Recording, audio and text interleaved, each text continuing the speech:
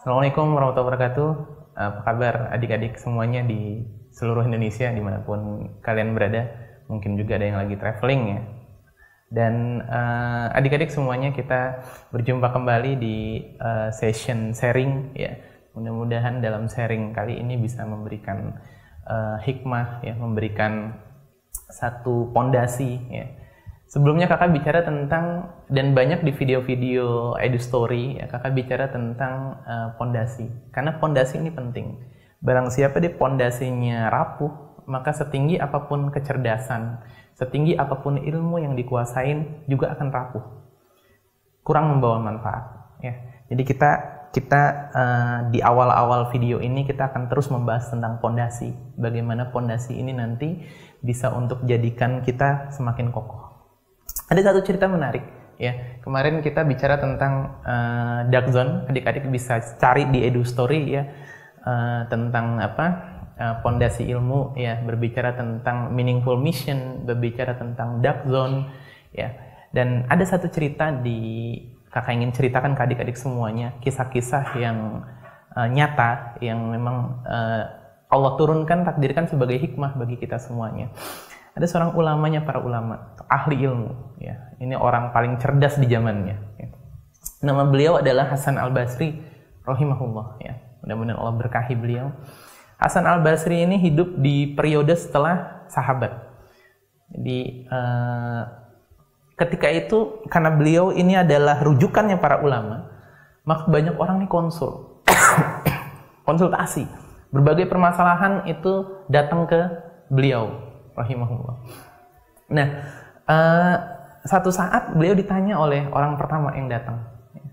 Kemudian pertanyaan ini berkonsultasi, ya Imam Hasan Al-Basri, di kampung saya itu terjadi paceklik, gagal panen.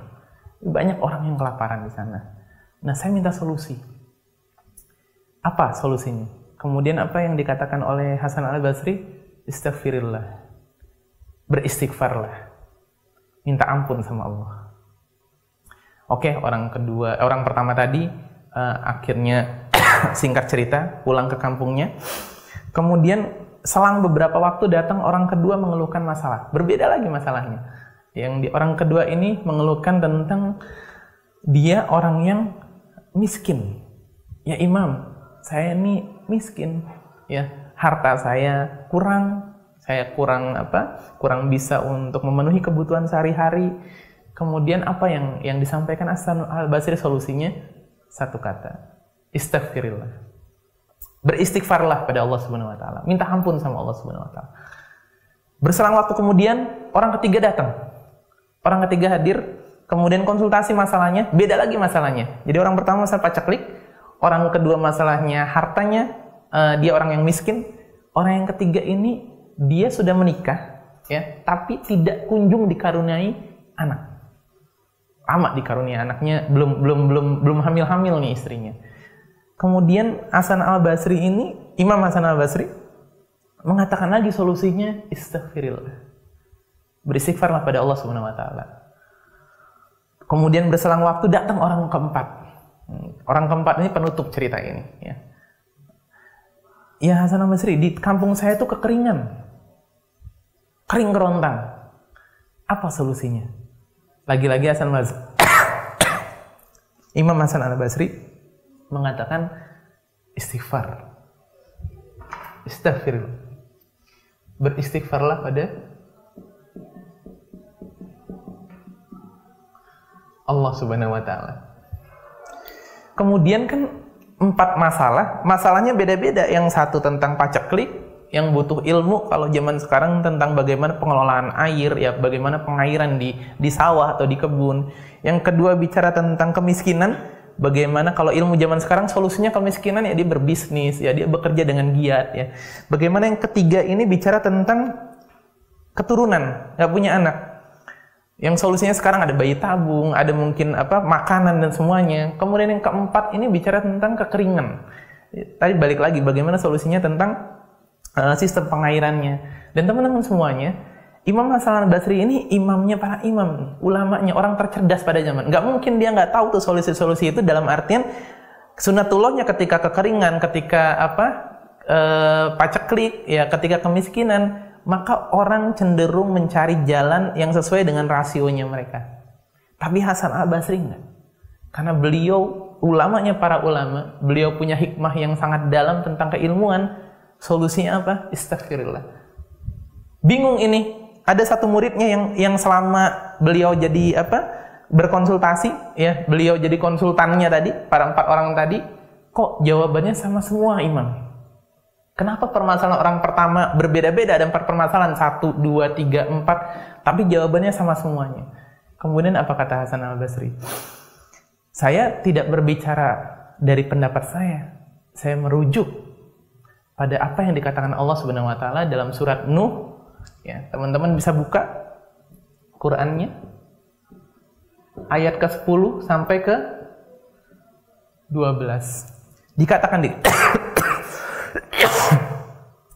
di sana, faqultu astaghfiru rabbakum innahu kana ghaffar.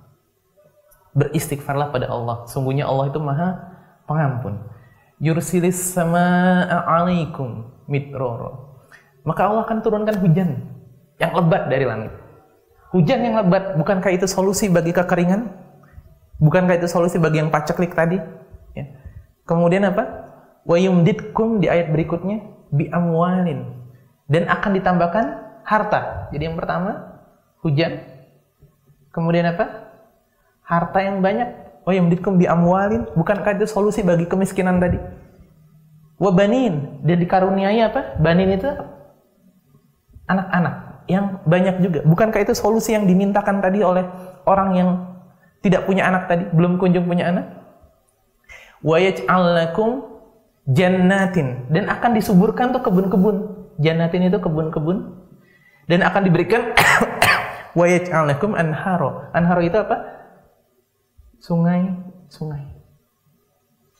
Hasan al-Basri tidak berbicara dengan rasionya. Beliau tidak berbicara dengan akalnya saja, ya. Beliau tidak berbicara dengan pendapatnya, tapi merujuk pada Quran. Surat Nuh ayat 10 sampai 12. Adik-adik semuanya, istighfar ini adalah solusi utama untuk mengikis dosa-dosa kita. Untuk mengikis yang kemarin kakak bilang sebut sebagai dark zone, titik hitam di hati kita, yang menutupi misi mulia kita, yang menutupi fitrah kita untuk menuju kebaikan. Dan adik-adik semuanya, ini kesempatan yang baik, ya. Hari ini tanggal 20 Ramadan, nanti malam masuk ke malam 21 Ramadan, dan kita masuk ke 10 hari terakhir. Ada satu doa yang kakak sudah share juga di Instagram. Di sini juga nanti kakak akan sampaikan. Kunjungi saja Instagram educate.id untuk tahu doanya, ya. Minta satu doa yang diajarkan oleh Rasulullah SAW. Allahumma innaka afuun tuhibbul afwa fa'fu anni. Ya Allah ya Tuhan kami, innaka afuun, sesungguhnya engkau maha pemaaf, ya Allah. Tuhibbul afwa, dan engkau mencintai orang-orang yang meminta maaf. Fa'fu anni, maka maafkanlah hamba, ya Allah. Minta ampun sama Allah Subhanahu wa taala. Setelah minta ampun, Allah turunkan ampunan, insya Allah kita akan lebih mudah untuk berdoa yang lainnya. Adik-adik mau doa apa? Masuk PTN. Mau doa apa? Sukses dalam karir nantinya. Mau doa jadi orang kaya, doa apapun. Ketika adik-adik sudah diampuni sama Allah Subhanahu wa taala, ya, maka proses berikutnya jauh lebih mudah dilalui. Kalaupun itu sulit terlihat bagi orang lain, maka itu mudah buat adik-adik semuanya. Kenapa? Karena Allah itu turun langsung membantu adik-adik semuanya. Itulah fondasi ilmu yang benar, adik-adik semuanya. Kita minta sama Allah kecerdasan, ya, agar Allah turunkan bantuannya, pertolongannya kepada kita semuanya, dan Allah permudah hidup kita. Allah permudah cara belajar teman-teman semuanya. Ada matematika, fisika, kimia, biologi, itu ilmu Allah semuanya. Ekonomi, sejarah, semuanya Allah. Allah tahu semuanya. Allah Maha tahu dan Allah Maha bisa untuk membuat adik-adik faham. Masalahnya, kita sudah minta ampun belum? Maka kesempatan yang baik ini kita bersama-sama, kakak juga, ya, bersama-sama dengan teman-teman semuanya, adik-adik semuanya, kita minta ampun sama Allah Subhanahu wa taala. Kita lazimkan istighfar, ya. Di pagi hari mau masuk keluar dari WC, kita istighfar. Ba'da sholat kita istighfar, astagfirullah. Lafalnya macam-macam, nanti kita bahas di next periode. Tapi intinya istighfar adalah solusi utama kemudahan-kemudahan berikutnya dalam hal apapun. Maka lazimkan istighfar, biasakan istighfar, kemudian kakak yakin Allah akan permudah jalan cita-cita teman-teman semuanya. Kita akan belajar strategi belajar, tapi nanti ya, kita akan belajar manajemen waktu, bagaimana menjadi siswa yang excellent, bagaimana masuk ke kampus idaman, bagaimana dapat beasiswa. Kakak akan bicara itu semuanya, tapi yang paling utama sekarang kita bicara fondasi. Sekian dari kakak, ya, mudah-mudahan kita menjadi anak-anak yang tangguh, cerdas, dan berakhlak mulia, ya, prestatif dan berakhlak mulia. Oke, takwa, berprestasi, itulah yang ingin Educate sampaikan dan ingin Educate ajarkan kepada teman-teman semuanya. Assalamualaikum warahmatullahi wabarakatuh.